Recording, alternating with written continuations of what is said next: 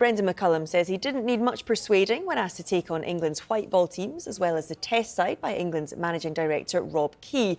Let's go live now to James Cole, who's at the Oval for us. James, just give us a bit of insight then. Is McCullum confident that he can balance the workload and responsibility of both roles? As confident as he can be at this stage. McCullum's a very laid-back, very level-headed character. He takes success and failure in equal measure, but there is still an unknown to what he is taking on. He and Rob Key have pointed out that the schedule eases from next year, which is why he's been able to take on the white ball role as well. But even if you exclude those bilateral series, there is still a Champions Trophy early next year. Then there's a Winter's Ashes 25 into 26. Then in 26 there's a T20 World Cup, and then in 2027 you've got a home Ashes series and a 50 over World Cup in South Africa. So it is a huge undertaking. There is a lot of unknowns, but Brendon McCullum said the talent pool that English cricket has and the opportunity was just too great to turn down. Yeah, it's going to be an added workload, that's for sure, but that's all right.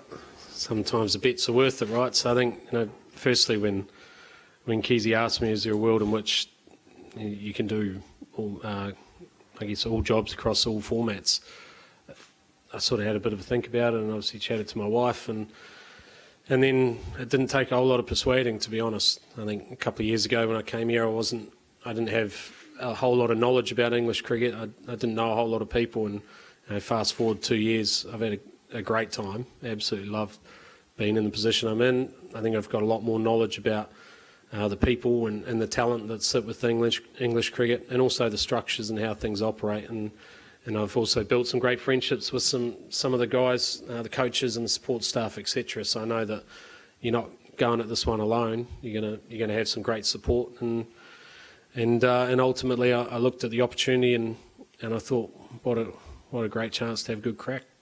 And how will you manage the increased workload and the schedule? Have you thought about that? Yeah, probably got to be a little bit more engaged when I'm at home, and bring the family along for the ride a little bit more. But look, I think if we look at the schedule, it's definitely easing. I think over the last 2 years, it would have been nigh on impossible for anyone to do all three formats, and I think hence why we went down the split coaches route.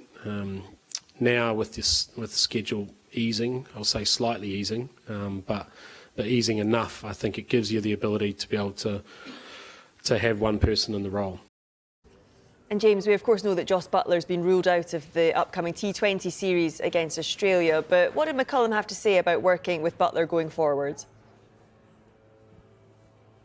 Yeah, since Matthew Mott, the England white ball coach, was sacked last month, there's been a lot of question marks over whether the captain, Jos Butler, should also continue in his role, because the suggestion is that the white ball team has become stagnant because of that dismal defence of their 50 over World Cup in India last autumn, and then failing to defend the T20 World Cup, being thrashed by India in the semi-final in the Caribbean in June. And Butler, of course, led them in both campaigns, and he's been the captain now since McCullum came in. But Brendon McCullum and Jos Butler go back a long way, and McCullum has backed Butler emphatically today. Yeah, he's been a little bit miserable, hasn't he, at times. So, I think he's not naturally as expressive as what some may be, but I think he's done a great job. Right? He's won a World Cup. He's been, as captain, he's been part of World Cup winning teams previously as well. He's an incredibly gifted player. He's a fine leader. My job is to get the best out of him, so that all those that sit in the dressing room feel like they can be 10-foot tall and bulletproof when they walk out to play, and they know that the skipper's going to give them that extra pat on the back and enjoy the ride with them. So, look, it's a great challenge. I'm so excited about it, and I know that Jos is too, which is great, and also know that Stokesy's really at peace with and excited about, me taking on those roles too, which was a very important part for me too. And what has McCullum had to say about Josh Hull? Because, of course, a new face in the lineup for this week's final test against Sri Lanka. Yeah, very few people saw this selection coming. He was called up 10 days ago. A lot of eyebrows were raised because he's just 20 years old. He's only played 3 county championship games this season and taken 2 wickets at an average of 182, which is very, very alarming average indeed. But he has some real raw skills, raw talents. He's 6'7". He's very tall. He's a left armer, and he can get some pace and bounce. And also, McCullum pointed out, he can also create some footholds for Bashir, the spinner, to bowl into as well. They are taking a bit of a gamble, but when you look at what Stokes and McCullum have done with their selection over the last 2 years, every player they've brought into this side almost has succeeded and thrived. So it's a bit of a gamble. He's young, he's raw, but you wouldn't bet against Josh Hull going well here tomorrow. Josh Hull, 6 foot heaps, bowls left arm, ranges and pace from 80 to 90 miles an hour, swings it not too dissimilar to the likes of Jimmy Anderson. He's 20 years of age, good farming stock. I mean, it's not a huge gamble, is it?